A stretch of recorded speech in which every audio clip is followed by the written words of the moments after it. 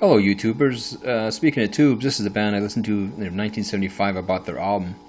It just came out in 1975. They had cult status, one of these cult status bands. Again, they're called the Tubes, with Fee Waybill, the lead singer.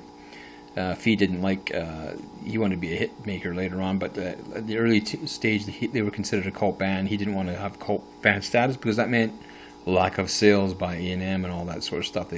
Because the record companies go by sales rather than innovative music these days, and Fee Waybill wanted to be in the hit parade area. So anyway, naturally, a lot of bands did that. So the Beatles were diverse, but also had a lot of hits.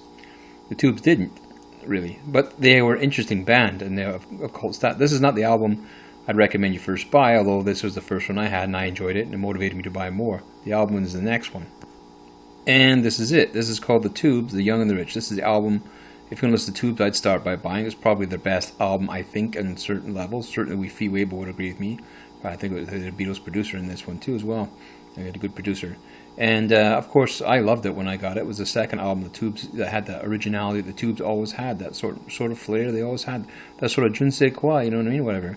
Anyway, the Tubes, The Young and the Rich, and my favorite song.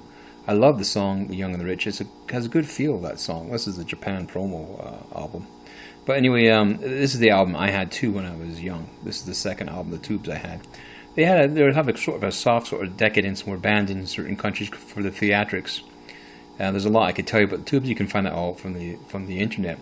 But the theatrics has nothing to do with all that. I like that. Genesis, Alex Harvey, a lot of bands in the 70s and etc. Did a lot of theater with music, which was great, which was interesting. The thing that sold me on the Tubes was their talent, their music, and their innovative musicians at that time.